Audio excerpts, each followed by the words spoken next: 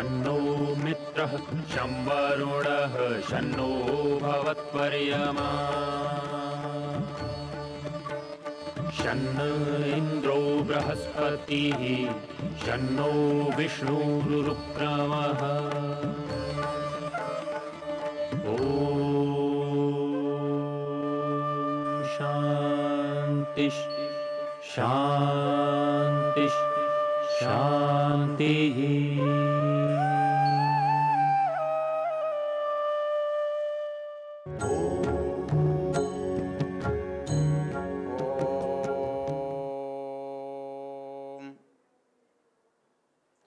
हम यजुर्वेद के 34वें अध्याय के जो प्रारंभिक मंत्र हैं, जिन्हें हम शिव संकल्प मंत्र कहते हैं, उनकी चर्चा कर रहे हैं।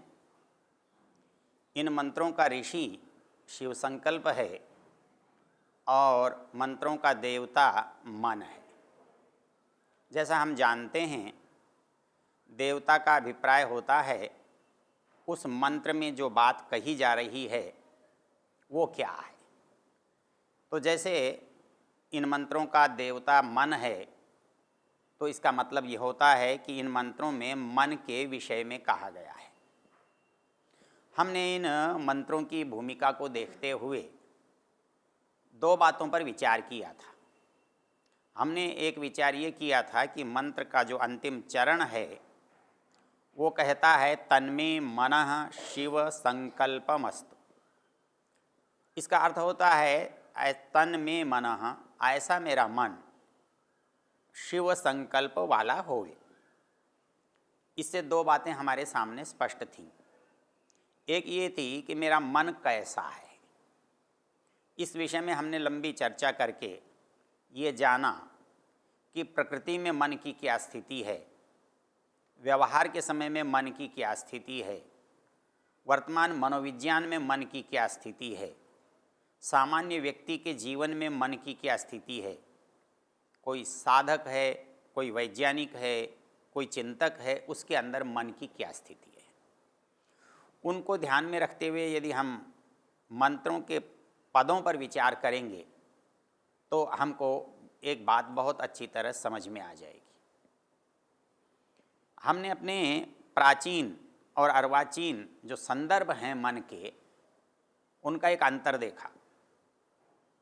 और अंतर ये देखा कि आजकल का जो विज्ञान है, आजकल के जो विद्वान हैं, वो जब किसी चीज़ का अध्ययन करते हैं तो जो उनके सामने होता है, जो उनकी पकड़ में होता है, जो जानकारी में होता है, वो उसका अध्ययन करते हैं। अर्थात जो आज है वो उससे पीछे की यात्रा करते हैं। लेकिन हमारे जो शास्त्र हैं, उनके द्वारा जो ज्ञान प्रस्तुत किया जाता है, उनके द्वारा जो जानकारी दी जाती है, वो आज से पीछे की ओर नहीं होती, वो पीछे से आज की ओर होती है। अर्थात प्रारंभ से वर्तमान की अंत की ओर होती है। इसलिए दोनों के सोच में, दोनों के विचार में बड़ा अंतर होता है। पहला बड़ा अंतर तो ये होता है कि जो चीज़ प्रत्यक्ष नहीं है, सामने नहीं है, पकड़ में नहीं है, ऐसे किसी चीज़ पर विज्ञान बात ही नहीं करता है, विचार कर की कोटि में ही नहीं लाता है। किंतु जब हम प्रारंभ से चलते हैं तो प्रारंभ में तो कुछ भी नहीं है, तो वहीं से चलना है। तो इसलिए जितना हमारा पुरातन ज्ञान है वो उपनिषदों में है, दर्शनों में है, शास्त्रों में है, वेद में है। तो जो सबसे पुरातन जो स्थिति है वो वेद की है।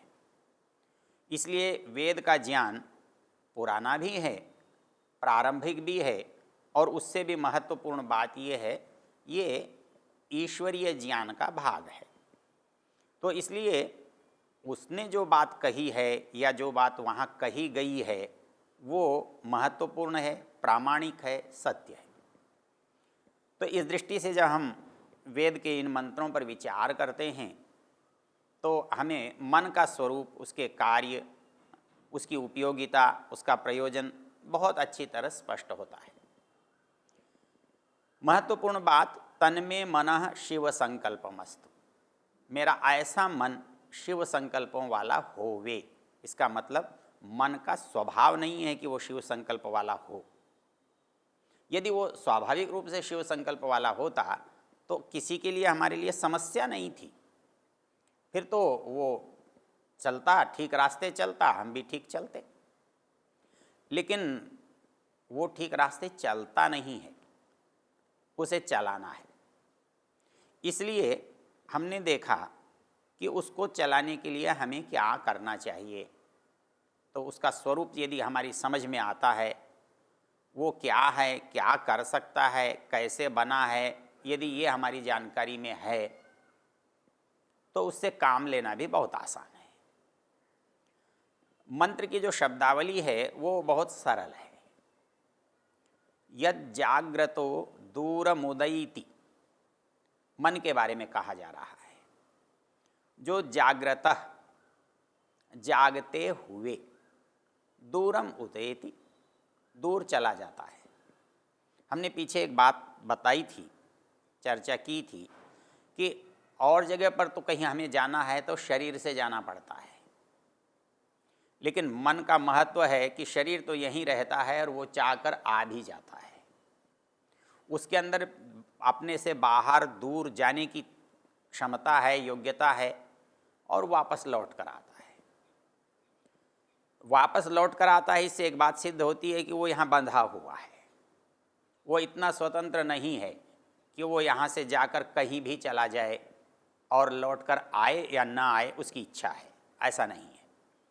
उसका केंद्र, उसका स्वामी, उसका मूल हमारे साथ आत्मा में जुड़ा हुआ है। इसलिए मेरा मन मेरा ही रहेगा, वो मेरा मन बाहर जाके भी दूसरे का नहीं हो सकता, दूसरे के अधिकार में नहीं आ सकता, और इसीलिए मैं दूसरे के मन की बात को जान नहीं सकता। यदि मोटे रूप में देखा जाए तो शायद परमेश्वर ने एक ही हमारे साथ भलाई की हुई है, क्योंकि बाहर लड़ाई तब होती है जब हमारी बात किसी को सुनाई दे, हमारा कोई लिखा हुआ, बोला हुआ किसी की पकड़ में आए। लेकिन मैंने मन में क्या सोचा है, इससे क्या अंतर पड़ता है। यदि मैं किसी के सामने खड़े होकर भी उसको गालियां दे रहा हूं तो वो तो यही समझेगा कि कितना अच्छा आदमी है। आचार्य रजनीश ने एक बड़ा रोचक प्रसंग लिखा है। कहता है कि एक प्रोफेसर को ये भगवान ने ये वरदान दिया कि वो किसी के भी मन को जान सकता है। तो जब वो पढ़ाने गया तो उसने देखा बड़ा विचित्र हाल है। मैं तो समझता था कि ये सब विद्यार्थी बहुत अच्छी तरह सुन रहे हैं, मुझे पढ़ रहे हैं, मेरी बात को समझ रहे हैं। लेकिन उसने एक एक पर ध्यान दिया तो लगा कि कोई कुछ कर रहा है, कोई कुछ कर रहा है। सामने बैठी हुई एक छात्रा जो है, उसने सोचा ये बहुत ध्यान से सुन रही है, लेकिन उन्होंने उसके मन को जब पढ़ा तो वो ये सोच रही थी कि ये प्रोफेसर यदि इसका कद 2-4 इंच और होता तो कितना अच्छा लगता। उसको इस बात से कुछ भी लेना देना नहीं था ये बोल क्या रहा है। एक लड़के पर उसने ध्यान दिया तो बोला ये क्यों बक बक कर रहा है, यदि जल्दी से समाप्त करे तो बाहर जाएं, कुछ खेलना हो जाएगा, सिनेमा जाना हो जाएगा। तो उसने अनुभव किया कि जितने लोग सामने बैठे हैं वो दिखाई तो ऐसे दे रहे हैं जैसे उसी की बात सुन रहे हैं, उसी के लिए बैठे हैं, लेकिन मन को देखा तो किसी का भी मन उसकी तरफ नहीं था। तो ये बात सारे संसार में लागू होती है। हम व्यक्ति घर में आया है, उसको आया देखकर मन में तो कहते हैं कहाँ से चला आया, पता नहीं इनको कुछ काम नहीं है क्या जो उठकर चले आते हैं। लेकिन शब्दावली क्या होती है, अरे बहुत दिनों में आए हो, आइए आइए आइए, बड़ी प्रसन्नता हुई है। ये जो परिस्थिति हमारी है, ये हमारा मन हमारा ही होने से दूसरे के अधीन नहीं है, दूसरे की पकड़ में नहीं है, दूसरा उस तक पहुंच नहीं सकता है। इसलिए ये बाहर चला जाए, लेकिन इसे वापस आना पड़ता है।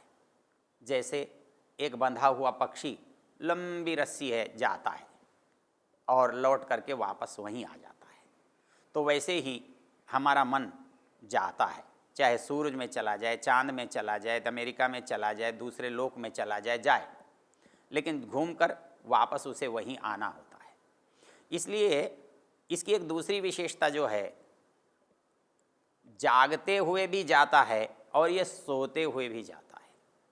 हम पीछे एक लंबी चर्चा इस बारे में कर चुके हैं और वो चर्चा हमने उपनिषद के संदर्भ में की थी, प्रश्नोपनिषद के संदर्भ में।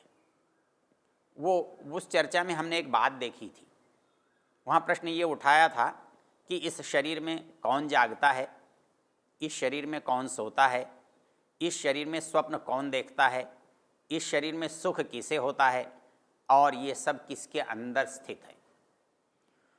तो उस समय हमने बताया था कि इंद्रियां जो हैं वो सोती हैं, प्राण जो है जागता है और मन स्वप्न देखता है।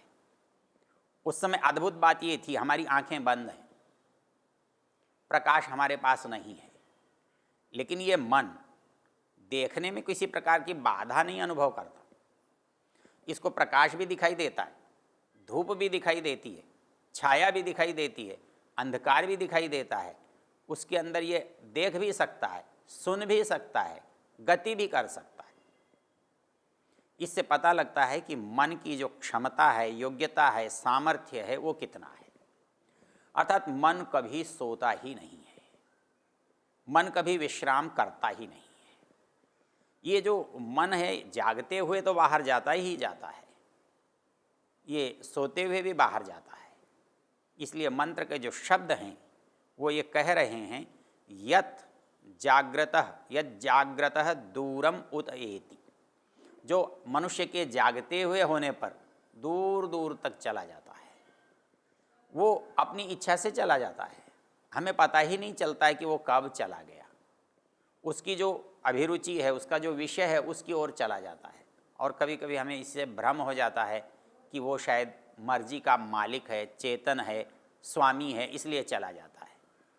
हमने देखा कि नहीं, वो प्रकृति का बना हुआ है, वो जड़ है और वो साधन है। इसलिए दुनिया में जितने भी साधन हैं वो जड़ हैं और वो किसी के काम आते हैं। कोई उनका साधक है, कोई उनका कर्ता है, कोई उनका चाहने वाला है, जिसके अधीन उन्हें काम करना होता है। तब हमें पता लगता है कि मन तो हमारे अधीन है, मन तो हमारे सेवा के लिए है, मन हमारी सहायता के लिए है। तो यज्जाग्रतः दूरमुदेति तदु सुप्तस्य तथैवैति। ये जैसे मनुष्य सो जाता है, इंद्रियां शरीर थक जाता है, इंद्रियां थक जाती हैं, इंद्रियों की सामर्थ्य मन अपने अंदर समेट लेता है। मन जो है वो इंद्रियों का स्वामी है। इसलिए इंद्रियां तब काम करती हैं जब मन चाहता है, इंद्रियां तब काम नहीं कर सकती जब मन नहीं चाहता है। इसलिए जब सोता है तो मन अपनी इंद्रियों को अपने अंदर उसी तरह से समेट लेता है जैसे सूर्य अपनी किरणों को अस्त होते हुए समेट लेता है। तो जब प्रातःकाल सूर्य उदय होता है तो उसकी किरणें फिर फैल जाती हैं। ऐसे ही सोते हुए मन के अंदर इंद्रियां अस्त होते हुए सूर्य की तरह विलीन हो जाती हैं। और जब मनुष्य जागता है तो उसके अंदर मन वो अपनी इंद्रियों को शरीर के अंदर प्रकाशित करने लगता है। तो तदुसुप्तस्य तथैवैति, इसके साथ एक और विशेषता बताई है, दूरंगमम, दूर जा सकता है। दूर जा सकता है, इसके दो अर्थ हो सकते हैं। ऋषि दयानंद इसका एक अर्थ करते हैं कि वो दूर तो जाता ही है, लेकिन वो अलग अलग दूर दूर के पदार्थों को भी जानता है, दूर के पदार्थों को भी जान सकता है। इस दूरंगमम को यदि हम गहराई से सोचें तो एक बड़ी दार्शनिक गुत्थी की ओर हमारा ध्यान जाता है, और वो ये जाता है कि हम देखना आँखों से मानते हैं, हम सुनना कानों से समझते हैं, हम चखना जीभ से समझते हैं, किंतु वास्तव में इनसे ये होता नहीं है। यदि जीभ से चखना होता तो एक मरे हुए मनुष्य की, एक मुर्दे की जीभ तो ठीक ठाक है, आप यदि उस पर खीर डाल दें तो क्या उसको स्वाद आएगा? जीभ तो है, उसको त्वचा तो है, लेकिन त्वचा के साथ यदि किसी चीज़ का हम स्पर्श करें तो क्या उसको स्पर्श का अनुभव होगा? नहीं होगा। तो ये क्यों नहीं होगा? वस्तु में और इंद्रिय में संसर्ग तो है, एक दूसरे की निकटता तो है, तो फिर उसका ज्ञान क्यों नहीं होता? ज्ञान होना चाहिए। वस्तु भी है, इंद्रिय भी है, इंद्रिय ठीक भी है, इसके बाद भी हमें ज्ञान नहीं हो रहा है। तो इस ज्ञान नहीं होने का जो कारण है वो वास्तविक कारण है मन का इंद्रिय से संबंध न होना। इसलिए हम बैठे हैं, हमारी आंखें खुली हैं, सामने बहुत कुछ हो रहा है, कोई हमसे पूछता है आपने देखा? बोले नहीं, मेरा ध्यान नहीं था। आपने सुना? बोले मेरा ध्यान नहीं था। तो वो ध्यान क्या? मन का इंद्रिय से जुड़ना। यदि मन इंद्रिय से जुड़ा हुआ है तो जो कुछ इंद्रिय के द्वारा देखा जा रहा है, सुना जा रहा है, हो रहा है, वो मुझे पता लगता है। और यदि मन इंद्रिय से जुड़ा हुआ नहीं है तो पता नहीं लगता है। तो दूरंगमम, वो दूर देश तक में जाता है एक चीज़, और वो दूर की वस्तुओं का हमको ज्ञान कराता है। क्योंकि गमन जो शब्द है उसके 3 अर्थ हुआ करते हैं, जानना, जाना, मिलना। तो कोई चीज़ मिलती है तो भी उसे हम आगम कहते हैं, मिल गया। हाँ, गति, हम चले गए, लेकिन समझ में आ गया। तो ये जो समझ में आ गया, तो आ गया क्या? वो आना, जानना। तो वैसे ही मन जो है वो हमारे जानने का, हमें मालूम होने का सबसे बड़ा साधन है। इसलिए यहाँ पर मन का जो एक विशेषण दिया है वो दूरंगमम, वो दूर है, दूर से दूर की पदार्थ को जानता है। ज्योतिषाम ज्योति, अब ज्योति सामान्य रूप से प्रकाश का कहते हैं, वो ज्योतियों का भी ज्योति है। वैसे ज्योति तो आत्मा को कहा जाता है। आत्मा ज्योति स्वरूप है, आत्मा ज्ञान स्वरूप है, आत्मा प्रकाश स्वरूप है। तो ज्ञान है, प्रकाश है, ज्योति है, ये आत्मा से, ये परमात्मा से जुड़ी हुई चीज़ हैं। मन को क्यों कहा? मन को इसलिए कहा कि इंद्रियां जो हैं वो प्रकाशिकाएं हैं, इंद्रियां प्रकाशित करने वाली हैं। तो इंद्रियां ज्योति हैं, लेकिन उनकी ज्योति अपनी नहीं है, वो ज्योति मन के द्वारा मिली हुई है। मन इंद्रियों को प्रकाशित करता है।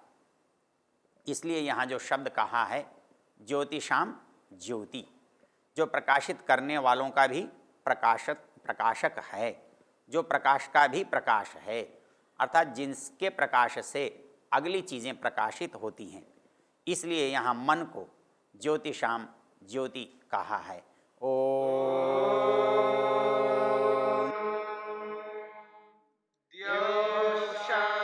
शांतिरंतरिक्षं शांतिर्पृथिवी शांतिरापः शांतिरोषधयः शांतिः वनस्पतयः शांतिर्विश्वे देवा शांतिर्ब्रह्म शांति सर्वं शांति शांतिरेव शांति क्षमा शांतिरेधि। ओम शांति शांति शांति।